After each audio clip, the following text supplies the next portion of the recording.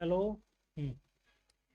हाँ भाई, देखिए, लेक्चर जो अभी तक हमने पढ़ा है, एक बार बीच में ही छोड़ रखे हैं सारे। ठीक है। लेकिन आज जो चैप्टर शुरू कर रहे हैं ज़्यादा लेंथी चैप्टर नहीं है अपना। ठीक है।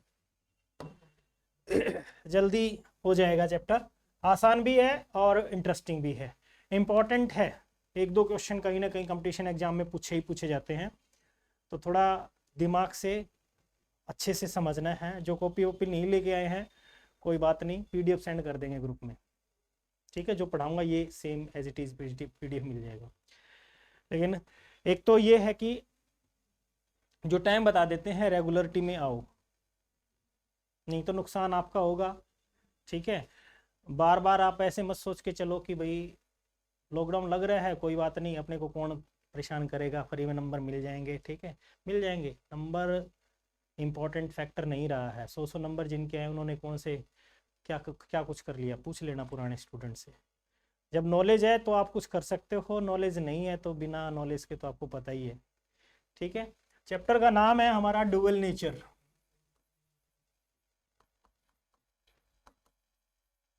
Of light and radiation.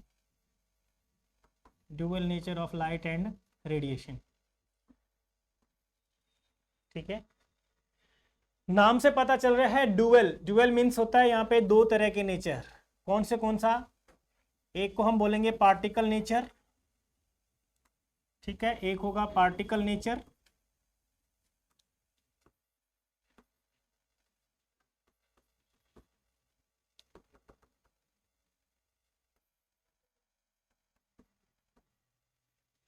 और दूसरा है वेव नेचर।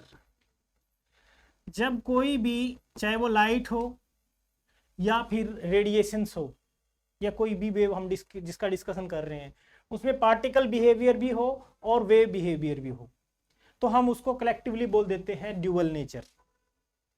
ठीक है। मतलब ड्यूअल वर्ड जब यूज किया दो के लिए, और वो दो चीज है क्या क्या? पार्टिकल और वेव। ठीक है।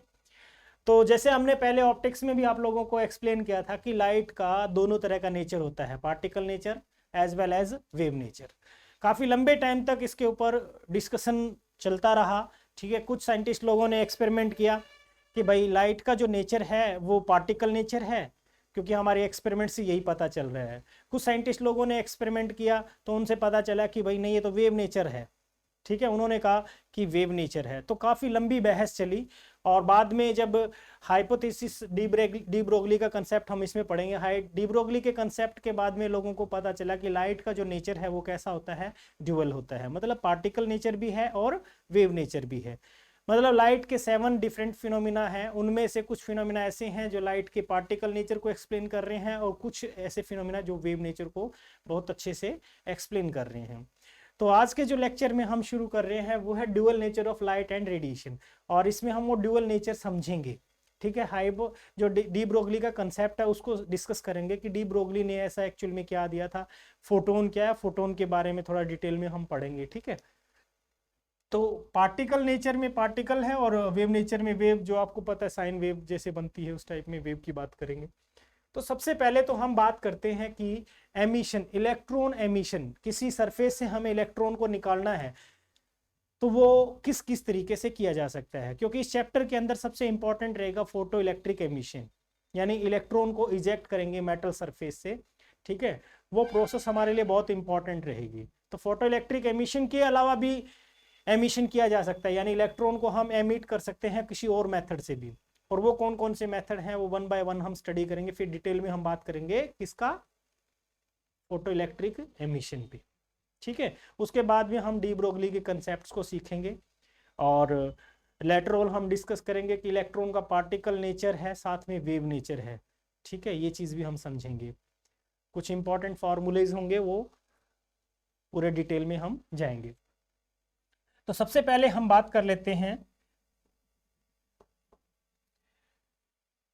Electron emission. ठीक है।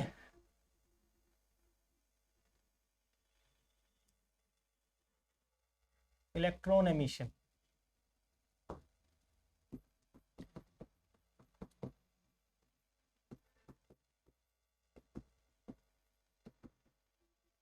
Electron emission. इलेक्ट्रॉन का एमिशन हम कैसे करेंगे इसको समझिए। देखिए, यानी एक इलेक्ट्रॉन को किसी भी मेटल सरफेस से इजेक्ट करना, बाहर निकालना, उसी को हम क्या बोलते हैं? Electron emission. यानी the process of ejecting electron from the surface of metal, इसको हम क्या बोलते हैं? Electron emission. टाइप्स की अगर हम बात करें तो टाइप कौन से हैं? टाइप्स इलेक्ट्रॉन एमिशन के टाइप कौन से हैं? नंबर 1 है थर्मल एमिशन,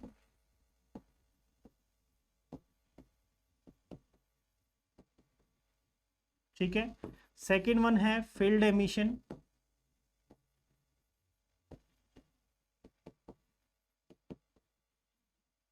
थर्ड वन है फोटो इलेक्ट्रिक एमिशन,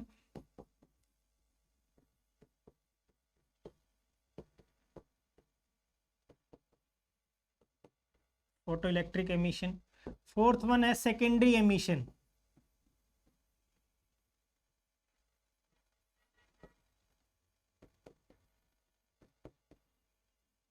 ठीक है। ये 4 तरह के एमिशंस हम डिस्कस करेंगे। इन चारों में जो सबसे इंपॉर्टेंट हमारे लिए रहेगा वो है फोटो इलेक्ट्रिक एमिशन, जिसको हम बहुत ज़्यादा डिटेल में स्टडी करेंगे इसके अंदर, ठीक है। क्लियर है इतनी बात? नोट कर लिए। अभी बात करते हैं सबसे पहले थर्मियोन, या फिर कह सकते हैं थर्मल एमिशन जिसको बोलेंगे, ठीक है। उसको फिर हम ये फील्ड एमिशन से मतलब इलेक्ट्रिक फील्ड अप्लाई करके भी हम इलेक्ट्रॉन को इजेक्ट कर सकते हैं मेटल सरफेस से। फोटो इलेक्ट्रिक एमिशन में सोलर लाइट हो गया, सनलाइट हो गया, फोटो का मतलब लाइट होता है, ठीक है, उसको यूज करेंगे। सेकेंडरी एमिशन में क्या होता है कि इलेक्ट्रॉन जो है, किसी फास्ट मूविंग इलेक्ट्रॉन बीम है, वो किसी मेटल सरफेस से स्ट्राइक करेगी और वहाँ जो प्रेजेंट इलेक्ट्रॉन है उसको वहाँ से एक्साइट करेगी, इजेक्ट करेगी, ठीक है। तो ये है मेनली टाइप्स में। अभी हम सबसे पहले बात कर लेते हैं हमारा कौन सा emission? Thermal emission.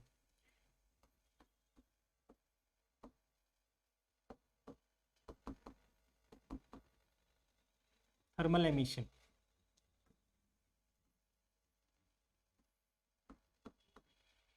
Thermal emission का मतलब है the process of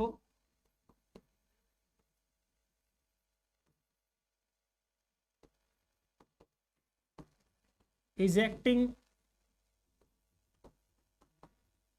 electron from the surface of metal by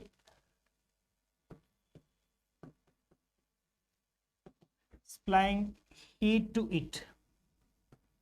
इसको यानी हीट दे करके, थर्मल का मतलब है हीट दे करके मेटल सरफेस से हमने क्या करना है? इलेक्ट्रॉन इजेक्ट करना है। इस प्रोसेस को बोलते हैं थर्मल एमिशन या थर्मियोनिक एमिशन भी बोल देते हैं सिंपली, ठीक है। दूसरा नाम भी है इसका थर्मियोनिक एमिशन। यहाँ पे थर्मियोनिक ज्यादा अच्छा रहेगा,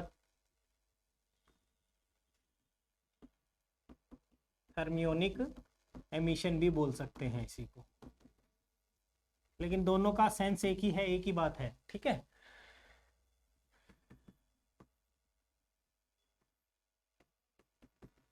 इजेक्टेड इलेक्ट्रॉन जो होगा उसका एक स्पेशल नाम है। Ejected electron is called thermion. Ejected electron का क्या नाम रहेगा? थर्मियोन, ठीक है। जो इलेक्ट्रॉन इजेक्ट होगा उसको हम थर्मियोन बोल सकते हैं। नेक्स्ट जो टाइप है उस टाइप का क्या नाम है? दूसरा कौन सा लिखा है? Field emission.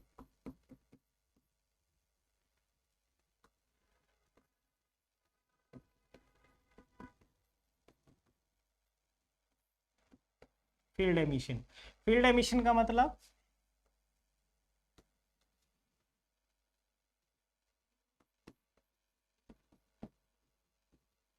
the process of ejecting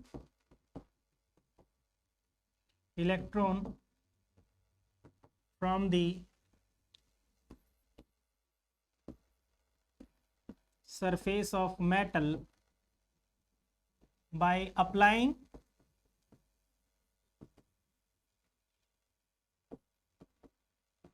strong electric field।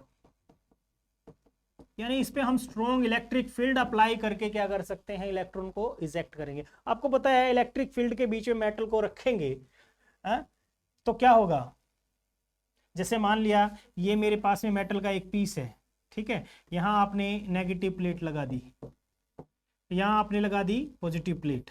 तो जब आप फील्ड को स्ट्रॉन्ग करते चले जाओगे दोनों तरफ से, आपको पता है ये हमारा मेटल है, इसके अंदर इलेक्ट्रॉन प्रोटॉन तो है ही, तो जैसे ही फील्ड स्ट्रॉन्ग करोगे तो जो इलेक्ट्रॉन होते हैं वो एक टाइम आएगा कि इलेक्ट्रॉन इसमें से बाहर निकलना शुरू हो जाएगा। ठीक है, स्ट्रॉन्ग इलेक्ट्रिक फील्ड, बहुत ज्यादा स्ट्रॉन्ग इलेक्ट्रिक फील्ड कर दिया। एक तो फील्ड आपने अप्लाई किया, इससे क्या होगा कि इसके नेगेटिव चार्ज जो है इसके सरफेस पे इस तरफ आ जाएंगे, पॉजिटिव चार्ज जो है उधर चला जाएगा। ठीक है, एक किस्म से हमने कहा था डायपोल बना लिया। लेकिन जब आप और ज्यादा स्ट्रॉन्ग इलेक्ट्रिक फील्ड अप्लाई करोगे तो क्या होगा, इलेक्ट्रॉन यहां से पॉपअप करके बाहर निकल जाएगा। ठीक है, इस प्रोसेस को हम बोलेंगे फील्ड एमिशन। ठीक है, आपको वो डिपेंड करता है मेटल टू मेटल, अलग अलग मेटल की कैपेसिटी अलग अलग होती है कि वो इलेक्ट्रॉन जो है कब एमिट करेगा, कितने इलेक्ट्रिक फील्ड पे जाके एमिट करेगा। ठीक है, नेक्स्ट आता है हमारा, एक बार हम सेकेंडरी एमिशन को समझ लेते हैं, फोटो इलेक्ट्रिक एमिशन को डिटेल में समझना ही है। ठीक है, तो नेक्स्ट हम बात करते हैं field emission. Sorry, secondary emission. Secondary emission, secondary emission का मतलब क्या है भाई, इलेक्ट्रॉन बीम आकर के मेटल पे स्ट्राइक करेगी और वहां के प्रेजेंट इलेक्ट्रॉन को इजेक्ट करेगी। जो इलेक्ट्रॉन निकला है उसको नाम दिया जाता है सेकेंडरी इलेक्ट्रॉन। उसको क्या नाम देंगे, सेकेंडरी इलेक्ट्रॉन। ठीक है,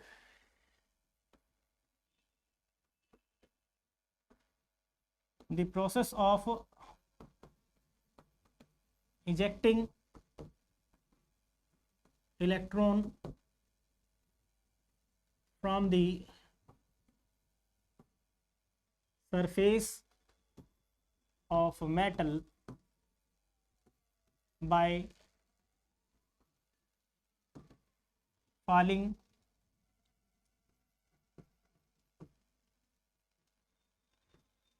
electron beam on it. Electron beam sufficient energy की हम इसके ऊपर फॉल करेंगे और वो क्या करेगी, स्ट्राइक करेगी मेटल सरफेस पे और वहां के प्रेजेंट इलेक्ट्रॉन को इजेक्ट कर देगी। ठीक है, एमिटेड इलेक्ट्रॉन जो होगा उसका क्या नाम रहेगा,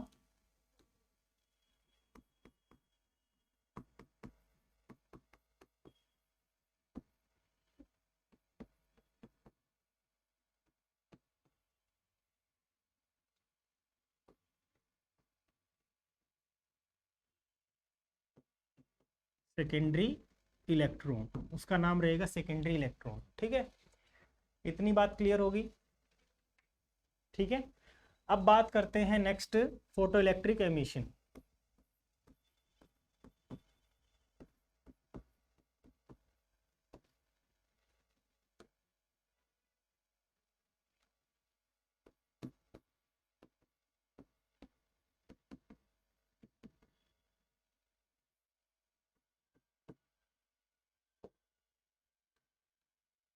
फोटो इलेक्ट्रिक एमिशन, इसमें क्या करते हैं, एक सफिशिएंट फ्रीक्वेंसी की लाइट ही हम फॉल करेंगे। ये नहीं कि भी आप मतलब कोई भी लाइट फॉल कर दोगे और इलेक्ट्रॉन इजेक्ट हो जाएगा, जैसे हमने पीछे इसमें पढ़ा है सेकेंडरी एमिशन में, कोई भी बीम, इलेक्ट्रॉन बीम आपने फाइल कर दिया तो हो सकता, स्पीड भी मैटर करेगी, उसकी कितनी स्पीड है। ठीक है, बहुत सारी और भी बात है, ये इतना सा बात, ये तो आपको कंसेप्ट बताया कि भी ऐसा कुछ होता है। ठीक है, हमारा कंसर्न जो है फोटो इलेक्ट्रिक एमिशन पे, तो यहाँ हम थोड़ा सा ज्यादा फोकस कर रहे हैं। ठीक है, तो इसको लिखिए, the process of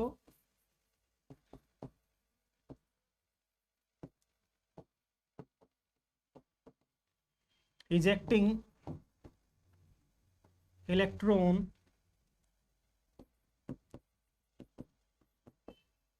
just from the surface of metal by falling light of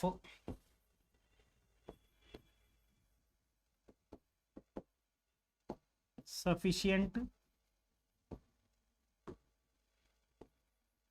high energy.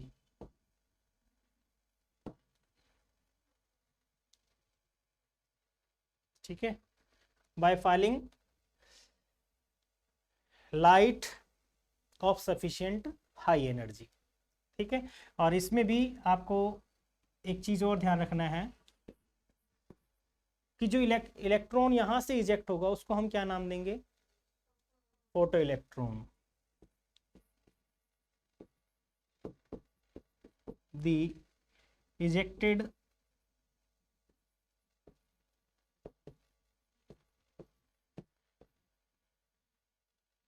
electron is called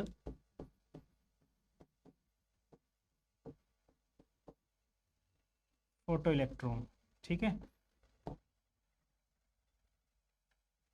और जो इनकी वजह से करंट बनेगा उसको बोलते हैं फोटो इलेक्ट्रिक करंट। उसको क्या बोलेंगे? Photo electric current. क्लियर हो गया? इतनी बात समझ में आ गई? ठीक है, नेक्स्ट हमें समझना है कि भाई जो फोटो इलेक्ट्रिक करंट बनेगा उससे पहले हम थोड़ा ये भी समझ लेते हैं कि मैंने यहाँ पे बोला है सफिशिएंट हाई एनर्जी। कोई मतलब एक सफिशिएंट अमाउंट में एनर्जी हमें चाहिएगी। भाई कोई भी इलेक्ट्रॉन किसी सरफेस से आप निकालना चाह रहे हो by falling light on it, तो वो लाइट की कैरेक्टरिस्टिक्स इंपॉर्टेंट हो जाती है कि लाइट की कितनी फ्रीक्वेंसी होनी चाहिए, उसकी इंटेंसिटी का क्या लेवल रखा जाए। ठीक है, तो जब लाइट उसके ऊपर फॉल करेगी तो कितनी फ्रीक्वेंसी की लाइट होनी चाहिए कम से कम? भाई क्या हर एक फ्रीक्वेंसी पे इलेक्ट्रॉन एमिट हो सकता है? ये जरूरी है। ठीक है, दूसरी बात जो है कि हमारा जो सरफेस है मेटल सरफेस, ठीक है, सारे मेटल सरफेस क्या एक जैसे थोड़ी होते हैं, सबकी कैरेक्टरिस्टिक्स अलग अलग होती है। कुछ मेटल सरफेस ऐसे होंगे जो इलेक्ट्रॉन को बहुत जल्दी से क्या कर देंगे? इजेक्ट कर देंगे। ठीक है, कुछ की ऐसी प्रॉपर्टी होती है कि वो जल्दी से इजेक्ट नहीं कर पाएंगे। तो वो कौन सा पैरामीटर है जो इनकी इस बात को डिसाइड करेगा कि इलेक्ट्रॉन कौन सा पहले निकालेगा? ठीक है, तो वो चीज समझते हैं हम। तो उसको हम बोलेंगे वर्क फंक्शन। क्या बोलेंगे? Work function. पढ़ा हुआ है अच्छे से, पहले भी आ चुका है ये वर्ड, वर्क फंक्शन।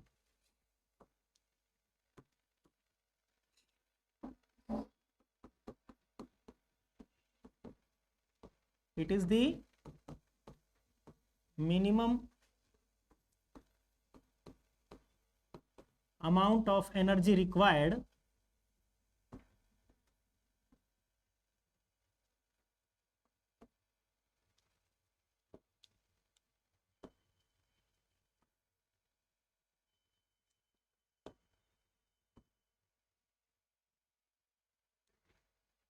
क्या हो गया रे? स्पेलिंग गलत जा रही है।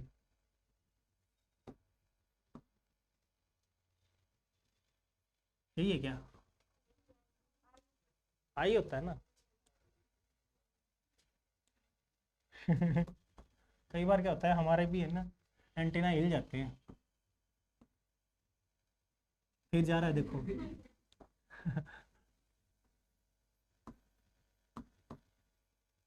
अब ठीक है। हाँ, it is the minimum amount of energy required to eject an electron just from the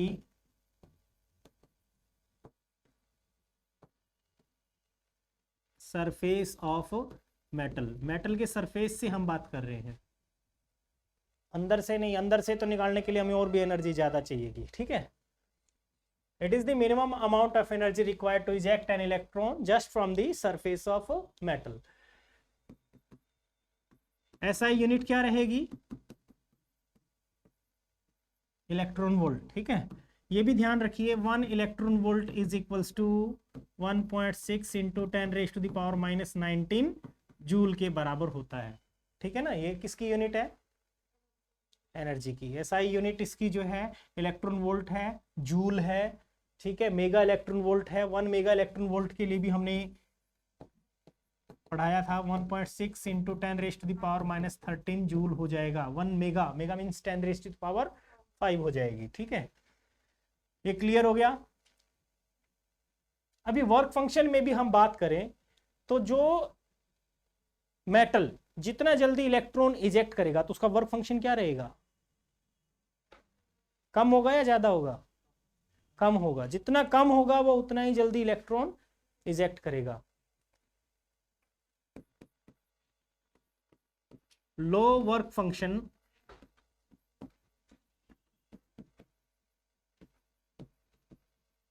metal will eject electron fastly, ठीक है, जल्दी से निकाल देगा। अब अगर हम वर्क फंक्शन में बात करें तो सीजियम जो होता है, सीजियम का वर्क फंक्शन सबसे कम होता है, सबसे कम।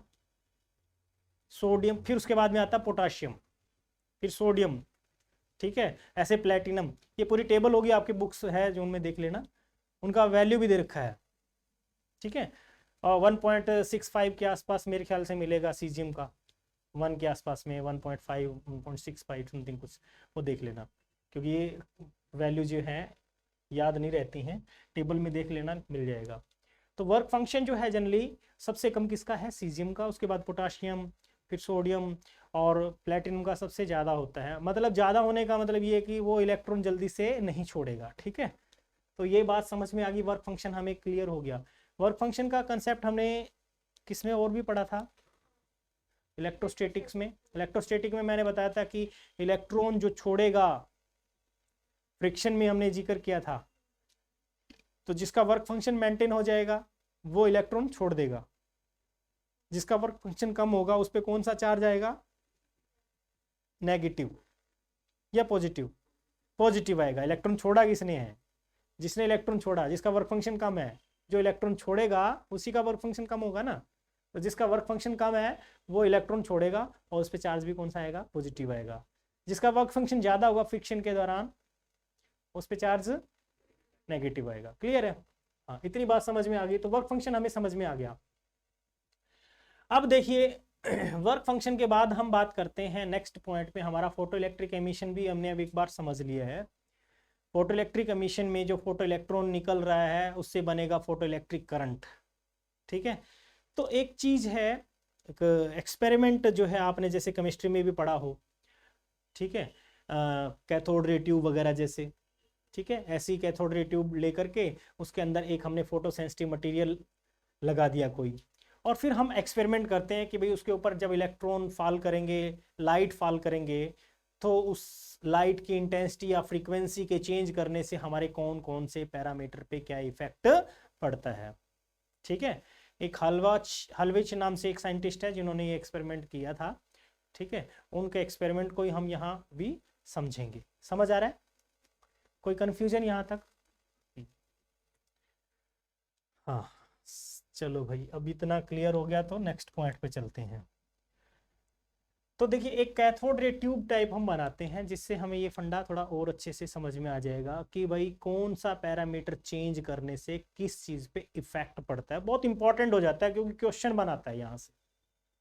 ये जो पढ़ रहे थे अभी तक जो पढ़ा है ये तो था फंडामेंटल चीज, जिस पे ज़्यादा सी बात हमें से नहीं पूछेगा, लेकिन अपने को कंसेप्ट पता होना चाहिए।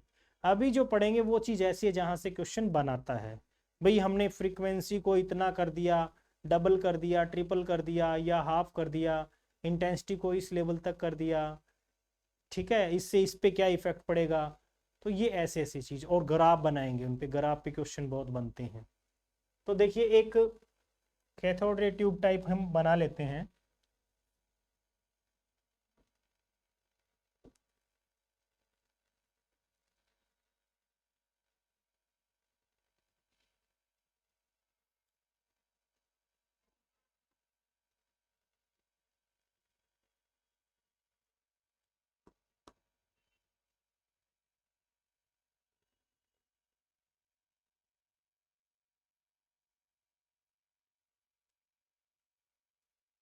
ठीक है, एक मटेरियल हमने यहाँ पे एडजस्ट कर दिया, इस पे यहाँ पे एक मटेरियल लगा दिया साथ में।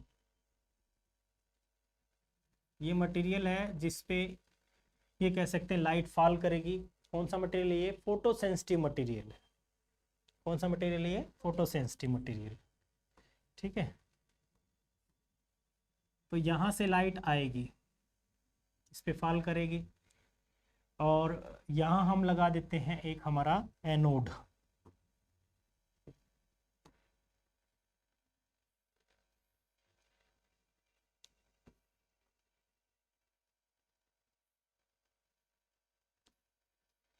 माइक्रो एम्पेयर मीटर लगाना पड़ेगा क्योंकि करंट बहुत कम होगा, फोटो इलेक्ट्रिक करंट, तो उसको मेजर करने के लिए पैरामीटर भी हमें, डिवाइस भी ऐसा ही लेना पड़ेगा। अगर एमीटर लगा दिया तो हमें करंट बनता हुआ पता ही नहीं चलेगा बना कि नहीं बना। ठीक है, जब इस पे लाइट फॉल करेगी ऐसे, ठीक है, इस पे लाइट फॉल कर रही है ऐसे, E is equal to H nu, ये लाइट फॉल कर रही है इस पे। लेकिन यहाँ जो फ्रीक्वेंसी हमने रखी है वो किसी खास फ्रीक्वेंसी से ज्यादा है या इक्वल है।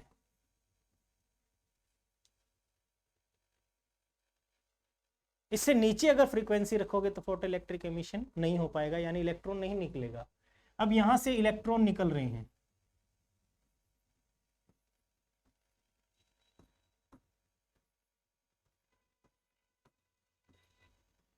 ठीक है, और इलेक्ट्रॉन जो है कहां पे रीच कर रहे हैं? दूसरा एक और हमने एनोड लगा रखा है, ये जा करके वहां पे हिट करेंगे। अब इस एक्सपेरिमेंट को करने के लिए हमने क्या किया,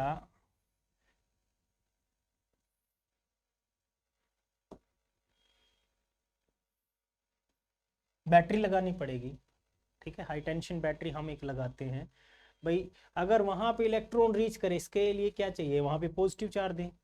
पॉजिटिव चार्ज देने के लिए हमें बैटरी इस तरीके से हमने लगा दी। ठीक है, ये पॉजिटिव और ये नेगेटिव, और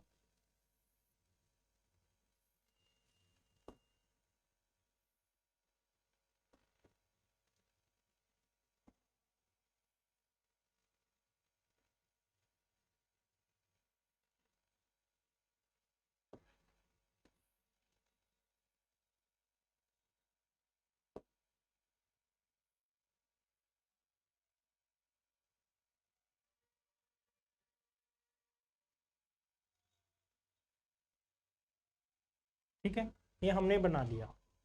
भाई अब जैसे भी करंट जो है बनेगा तो वो करंट हमें पता चल जाएगा हमारे माइक्रो एमीटर में। ठीक है, ये हाई टेंशन बैटरी यहाँ पे आपने लगा दी। ये क्या है? एनोड है हमारा, और ये है कैथोड। अभी हम बैटरी चेंज भी कर सकते हैं, पोलैरिटी चेंज कर सकते हैं।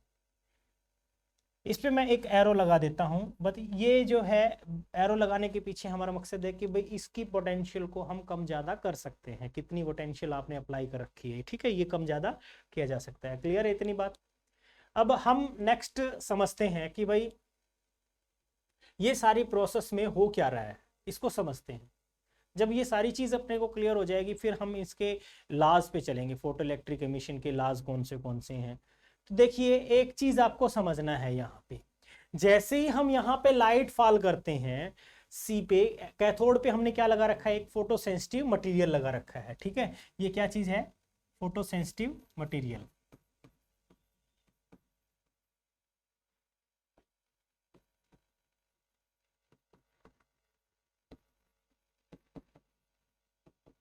फोटो सेंसिटिव मटेरियल लगा रखा है। अब जब लाइट इसके ऊपर फॉल करेगी, लाइट फॉल करते ही ये क्या करेगा? इलेक्ट्रॉन को इजेक्ट करेगा, और वो इलेक्ट्रॉन इजेक्ट होते ही क्या करेंगे? भागेंगे बेचारे। ठीक है, जहां कहीं पे उनको मौका मिलेगा, भाई उनको पॉजिटिव चार्ज मिल जाए, वहां कहीं पे चले जाएंगे। पॉजिटिव चार्ज कहाँ पे मिल रहा है? एनोड पे। एनोड पे हमने क्या लगा दिया?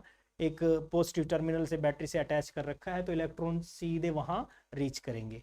अब वहां इलेक्ट्रॉन जब पहुंचेंगे तो इलेक्ट्रॉन क्या हो गया? सेटिस्फाई हो गया एक किस्म से। इलेक्ट्रॉन का ये जो करंट जो है ये पाथ बन गया, और इसमें एमीटर में अपने को क्या दिखाई देगा, करंट डिफ्लेक्शन आएगी, जो ये रिप्रेजेंट करता है कि फोटो इलेक्ट्रिक करंट बना है। और फोटो इलेक्ट्रिक करंट क्यों बना है, क्योंकि फोटो इलेक्ट्रॉन एमिशन हुआ है, ठीक है, इलेक्ट्रॉन यहाँ पे निकले हैं और यहाँ पे जो करंट है उसको हमने नाम दे दिया फोटो इलेक्ट्रिक करंट। इतनी बात क्लियर होगी।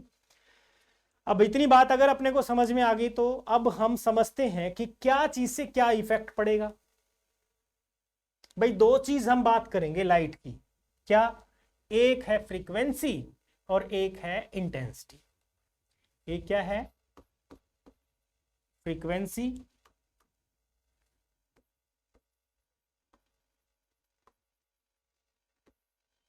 ठीक है, फ्रीक्वेंसी इंक्रीज करता हूं मैं लाइट की, किससे, अबो दी थ्रेशोल्ड फ्रीक्वेंसी। ये जो मैंने लिख रखा है ये है थ्रेशोल्ड फ्रीक्वेंसी। ये चीज क्या है, न्यू नोट यहां लिख देते हैं, ये है थ्रेशोल्ड फ्रीक्वेंसी। अब ये क्या चीज है इसको हम बाद में डिस्कस करेंगे।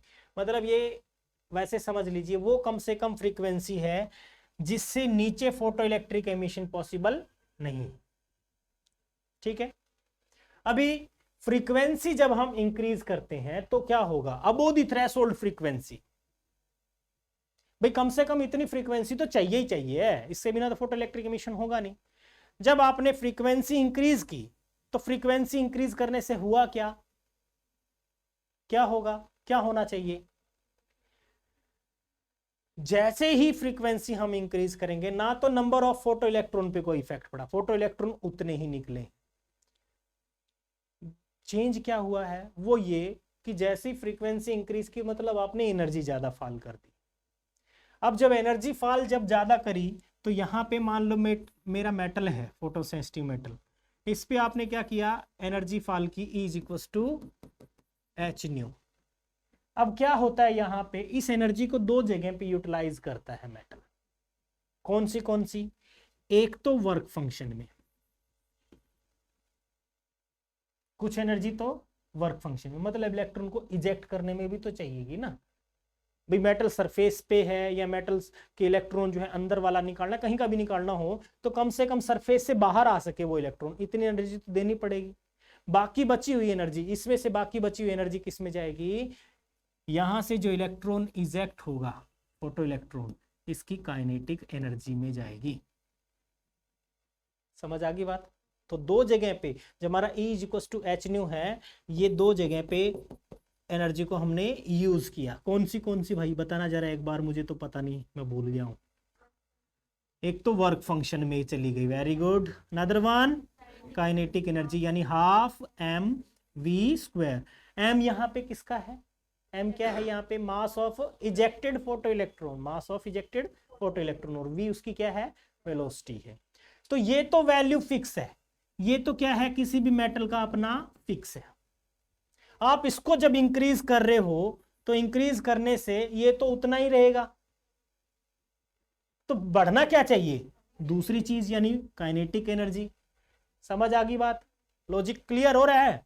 लॉजिक अगर क्लियर है तो इस चैप्टर में बस यही चीज समझनी, ऐसी इसी पॉइंट अगर जिसको क्लियर हो गए तो कुछ भी नहीं चैप्टर। और यहां से क्वेश्चन आना है डेड श्योर, आपके बोर्ड एग्जाम में पक्का आएगा, ठीक है।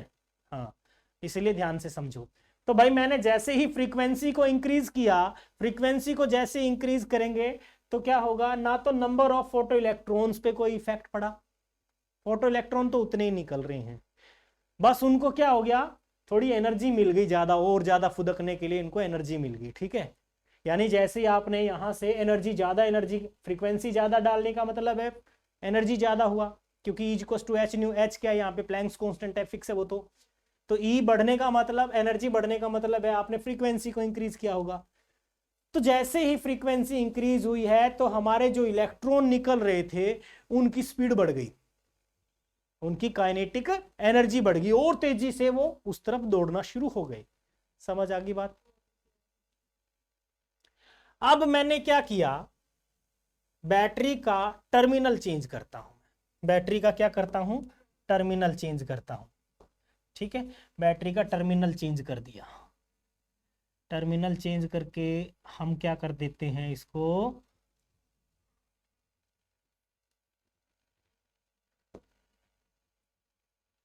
इसको पॉजिटिव कर दिया, ठीक है, और इसको कर दिया नेगेटिव, ठीक है। हम बाद में बात करेंगे, अभी बिजी हैं।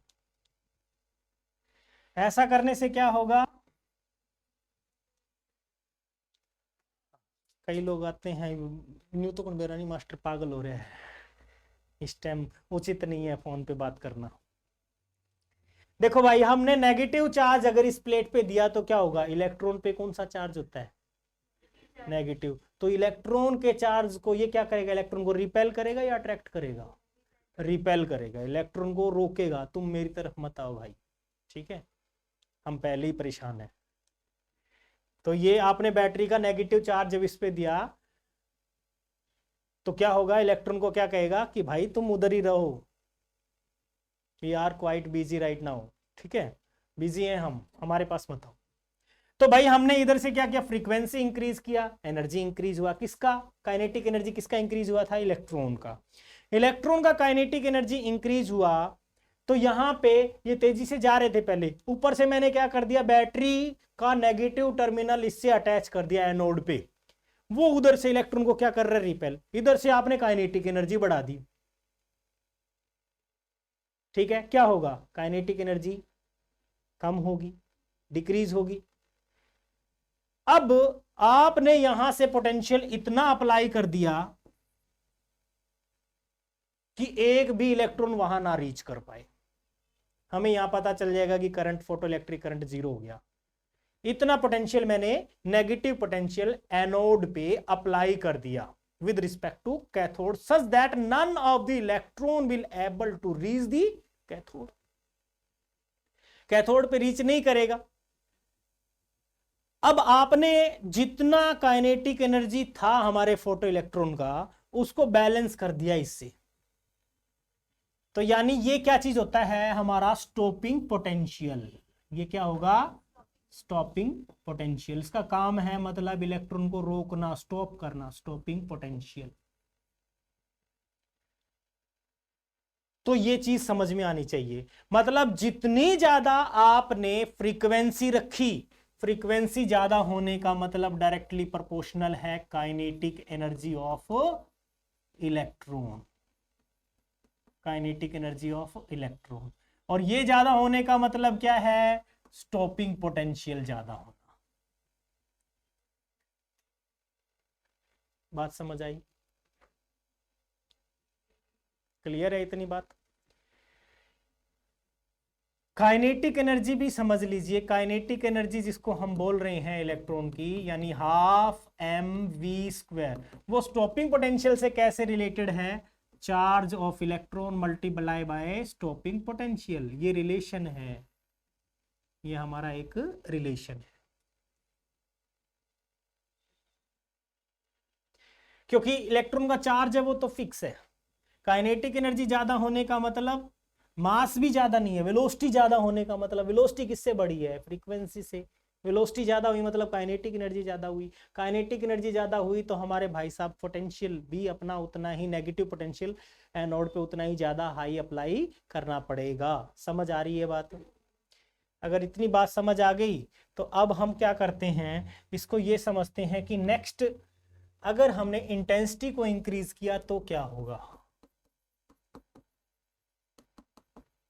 इंटेंसिटी, इंटेंसिटी क्या होता है, नंबर ऑफ रेज कहा था, यहां पे हम फोटोन्स कहेंगे, number of photons per unit area पर सेकेंड। एक सेकेंड में यूनिट एरिया में कितने नंबर ऑफ फोटोन्स फॉल कर रहे हैं, उसको हम क्या बोलते हैं, इंटेंसिटी। ठीक है, तो ये लिख सकते हैं यहां पे, number of photons per unit area पर सेकेंड।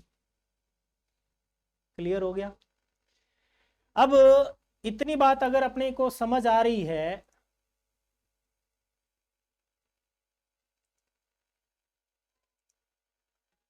ठीक है, इतनी बात अगर अपने को समझ में आ रही है, intense number of photon per unit area पर सेकेंड, तो हम क्या कर सकते हैं अभी, ये समझते हैं कि इंटेंसिटी का इफेक्ट क्या पड़ता होगा।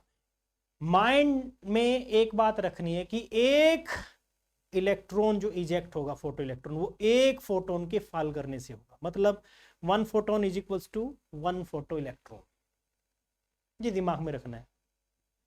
एक फोटो इलेक्ट्रॉन एक ही फोटोन को, एक फोटोन मतलब एक फोटो इलेक्ट्रॉन को इजेक्ट करेगा, ये पक्का है। ठीक है। अब नंबर ऑफ फोटो इलेक्ट्रॉन अगर ज्यादा है तो फोटो इलेक्ट्रिक करंट ज्यादा होगा कि नहीं? क्या नंबर ऑफ फोटो इलेक्ट्रॉन बढ़े? नंबर ऑफ फोटो इलेक्ट्रॉन बढ़े? Number of photo electron increase हुए या नहीं? जब हमने इंटेंसिटी को इंक्रीज किया तो नंबर ऑफ फोटो इलेक्ट्रॉन बढ़े या नहीं? अभी यूनिट मैंने लिखा है, देखो भाई, जितनी ज्यादा इंटेंसिटी आप लोगे उतने ज्यादा नंबर ऑफ फोटो इलेक्ट्रॉन। तो फोटो इलेक्ट्रॉन तो ज्यादा हो गए, क्या उनकी काइनेटिक एनर्जी पे कोई इफेक्ट पड़ा? नहीं। सबकी काइनेटिक एनर्जी वही रहेगी जितनी फ्रीक्वेंसी आपने कांस्टेंट कर रखी है। इंटेंसिटी आपने बढ़ाई लेकिन फ्रीक्वेंसी आपने क्या कर रखी है? फिक्स कर रखी है। फ्रीक्वेंसी जब तक आप चेंज नहीं करोगे तब तक उनकी काइनेटिक एनर्जी पे कोई इफेक्ट नहीं पड़ेगा। तो हमने क्या कहा कि इंटेंसिटी अगर आपने इंक्रीज की तो इंटेंसिटी इंक्रीज होने से क्या बढ़ा? नंबर ऑफ फोटॉन्स बढ़े।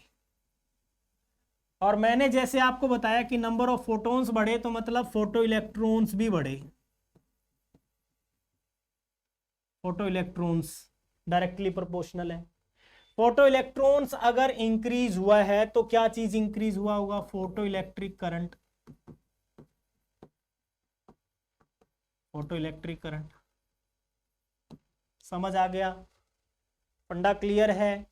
अगर फ्रीक्वेंसी, इस दौरान आपने फ्रीक्वेंसी कांस्टेंट रखी थी तो हमारे फोटो इलेक्ट्रॉन की काइनेटिक एनर्जी पे कोई इफेक्ट नहीं पड़ेगा। इतनी सी बात है। समझ आ गया? ठीक है।